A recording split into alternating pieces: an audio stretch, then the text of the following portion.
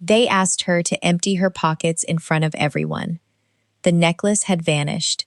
The cameras showed her walking into that room, and the whole hall turned to look at the black woman in the gray suit. Nyla Carrington runs the international operations of the Kang Group. She is black, 29, the sharpest mind in a building full of powerful men. On this night, she was arranging the reception of brides in the Kang mansion, and a guest handed her a coat, mistaking her for the cloakroom girl. Kang Tae-jun watches from across the hall. Chairman of the Empire. A black dragon tattoo climbs the left side of his neck, above the collar. Steel watch. Onyx ring. A man nobody dares to test. Now the family's necklace is gone. Seo Min-ji smiles and asks them to search the secretary. Tae-jun hesitates. He says nothing. So Nyla sets her badge down on the marble. Loyalty without trust, she says, is only a more elegant form of servitude. She turns to leave, but an old woman with a dark wood cane was watching every second of it. And she had taken that necklace herself. What happened next inside that mansion would tear the family apart from the inside. Before starting the story, comment down below where you are watching from and what time it is there. If stories of karma, love, and hidden truths move you, leave a like, be sure to subscribe to the channel, and click join to become a member and help our channel. Nyla straightened the last name card on the reception table and stepped back to check the line. 40 chairs, 40 women. But every one of them there to be looked at by a family that had already decided who it wanted. She moved down the row, adjusting a ribbon here, a glass of water there, her heels silent on the marble of the Kang mansion. A woman in a cream dress caught her sleeve. You, take this.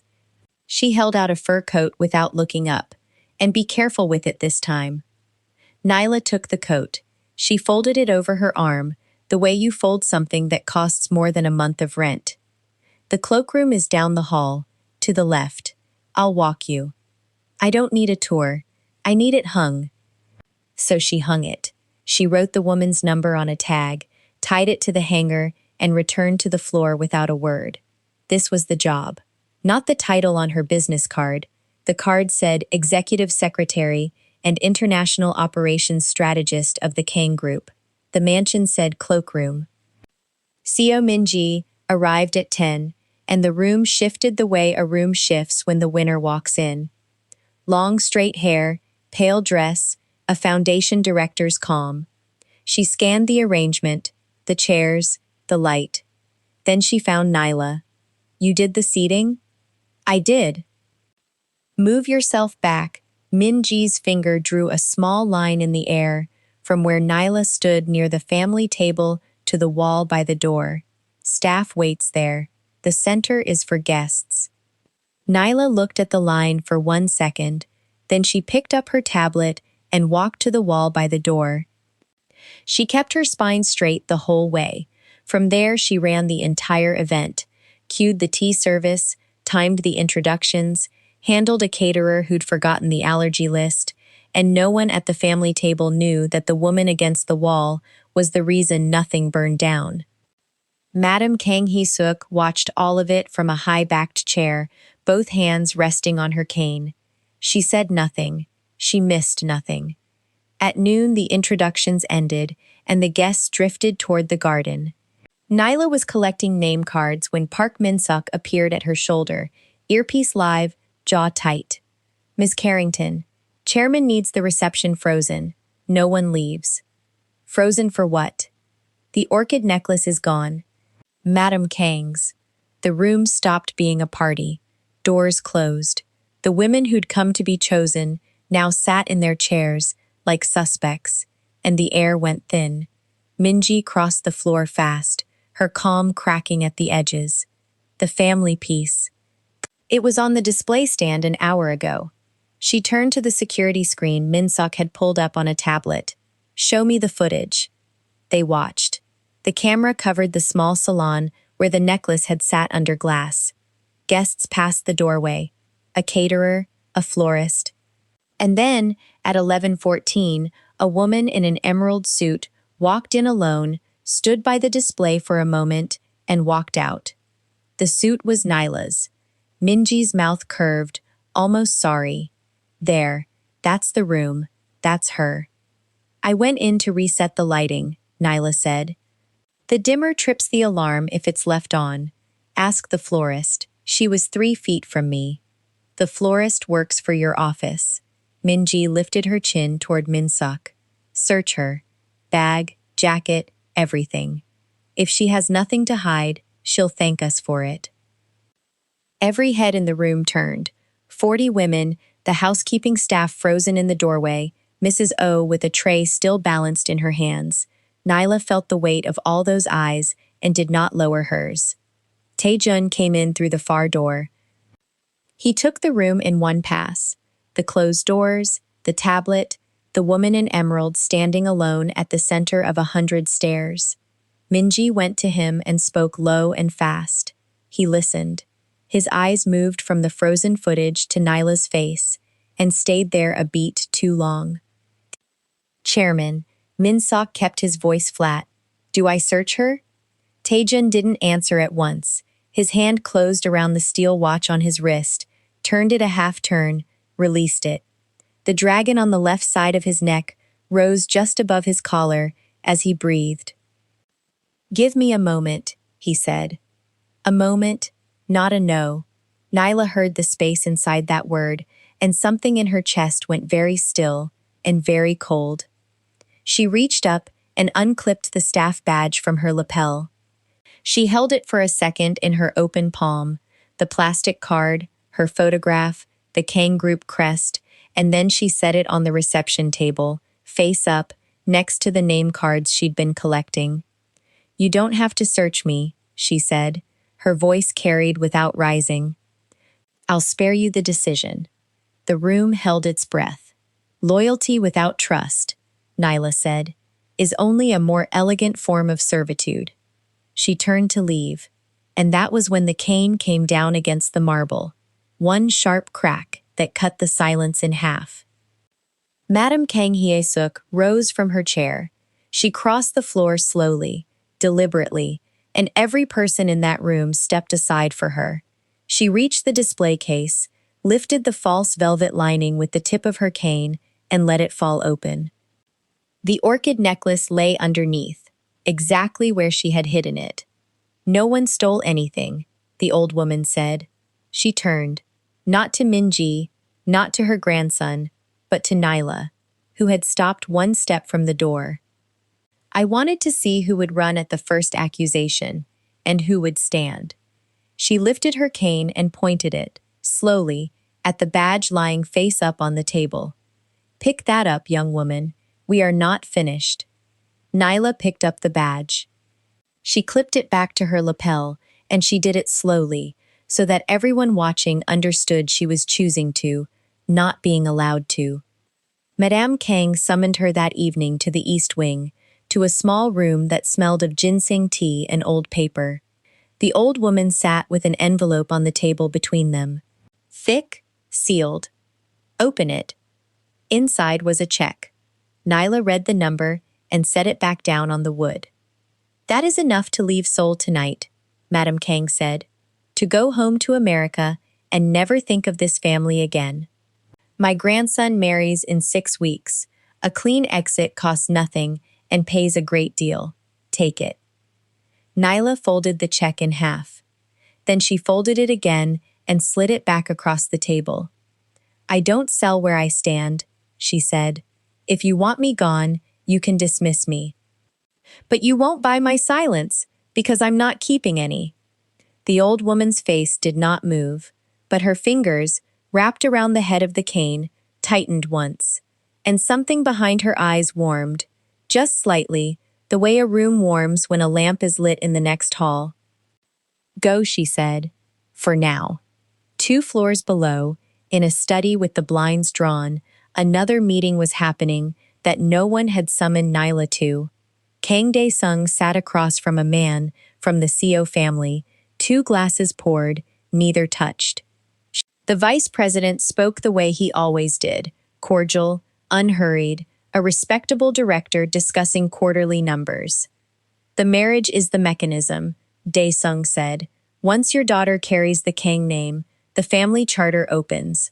Voting shares realign. My nephew signs half his authority away without reading the clause, because he trusts the wedding more than he reads the contract. And the secretary? Dae-sung turned his glass a quarter turn. The secretary reads everything. That's the problem. She has to be off the board before the wedding, not after. He smiled. People who read too much always leave a fingerprint somewhere. We just help them press it down. The CO man drank at last. Then press it soon. Upstairs, Nyla worked late in the strategy office. The building emptied to its bones. She was reconciling the mansion's medical accounts against the corporate ledger. Routine, dull, the kind of task no one thanked her for, when a line stopped her. A specialist clinic in Busan, billed to a private account, monthly, for 11 months. Coded under a name she didn't recognize until she cross-checked the patient file, Kang Hee-suk, oncology. She sat back, the old woman who had cracked her cane against marble that morning, who had walked the length of the room while everyone parted for her, was dying, and had told no one in her own family.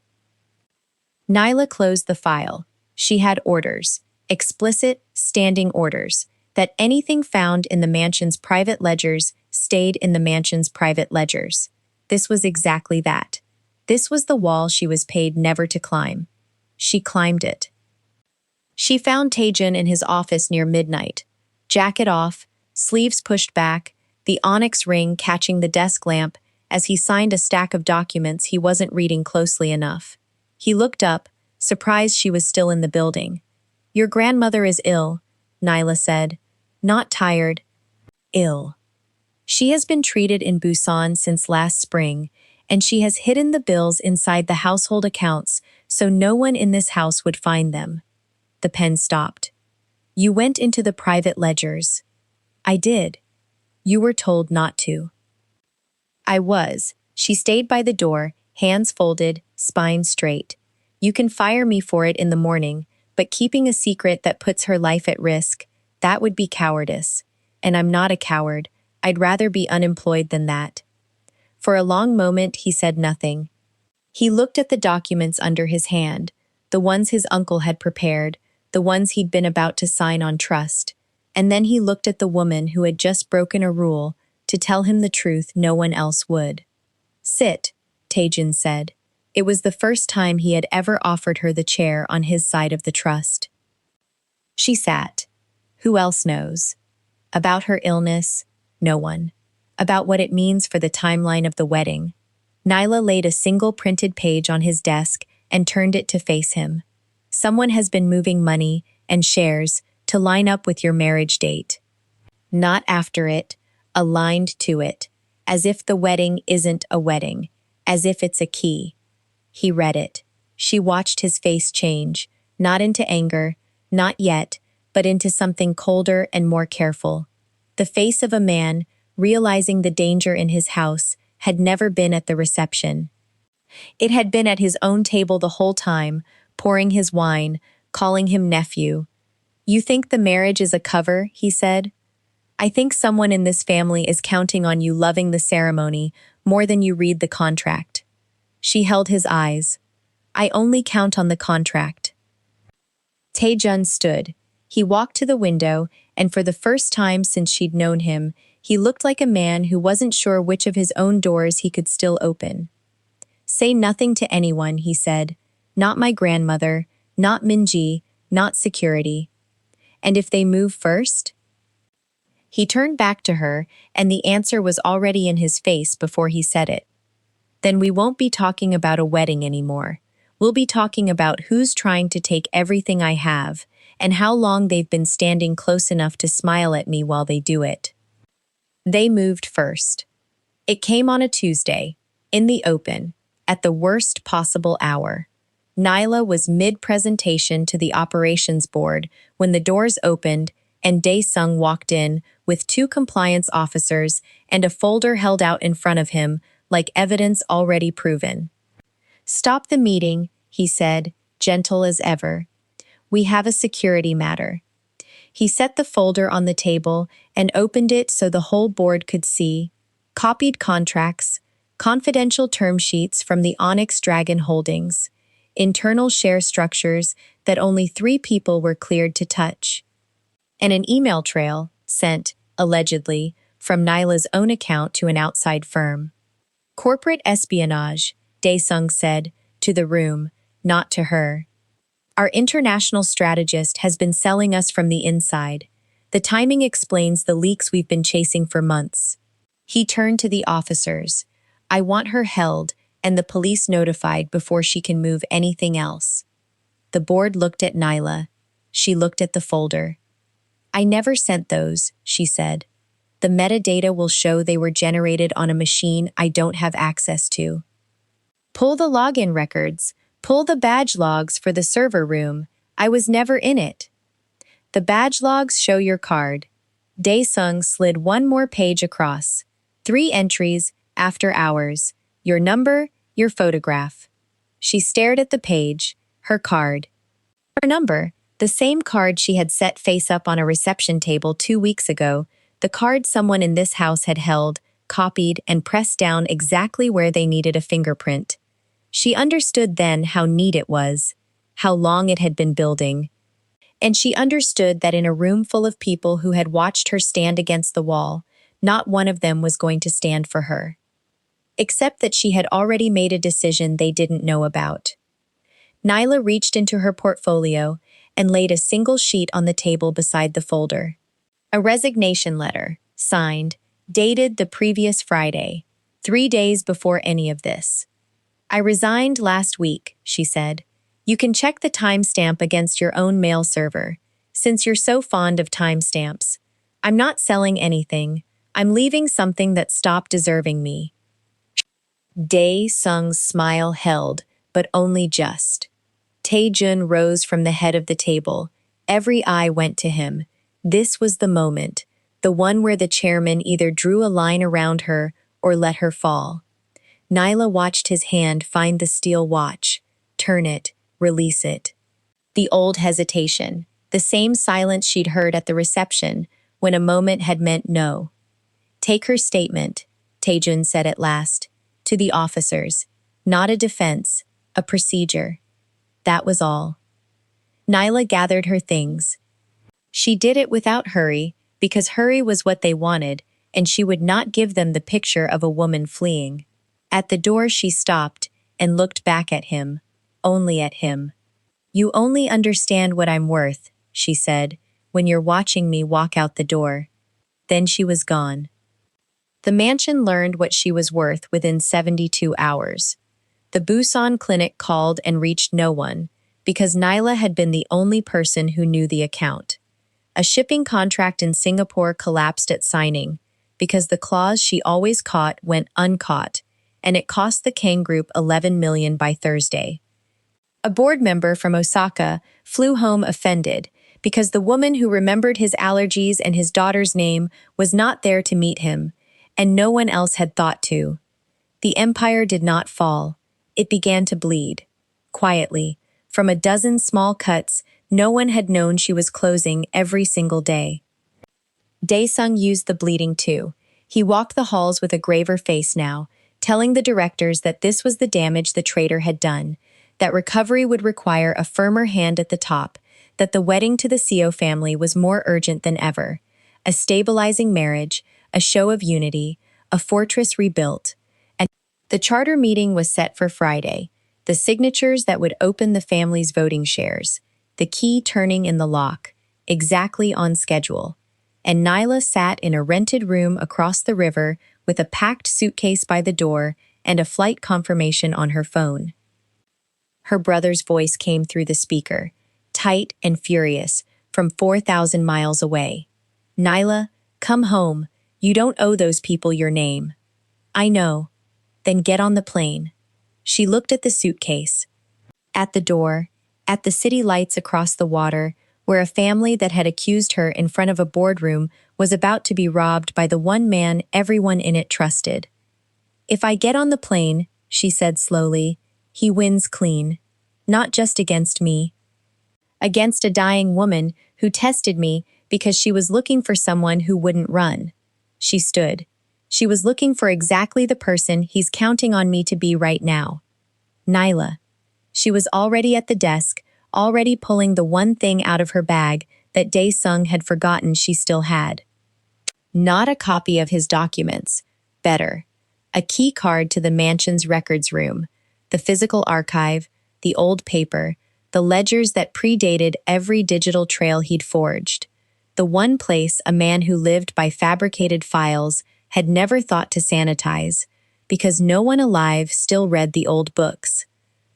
No one except an international strategist who reconciled the household accounts by hand. She looked at the card in her palm, then she looked at the door with the suitcase in front of it, and she pushed the suitcase aside. She got into the mansion the way staff always did, through the service entrance, past a kitchen where Mrs. O saw her, understood everything in one glance, and turned back to her pots without a sound. The records room hadn't changed in decades. Floor-to-ceiling shelves, bound ledgers, the smell of dust and ink. Nyla worked fast under a single lamp, pulling the volumes she'd handled 100 times, following a trail no forged email could touch. Because paper remembers who signed it. She found it in the property registers, a shell company that had bought 2 Kang subsidiaries at a loss, then sold them onward to a fund controlled by the CO family. The signatures authorizing the transfers were Dae-sung's. The dates lined up, one by one, to the wedding calendar. And folded inside the last ledger was the thing that finished it.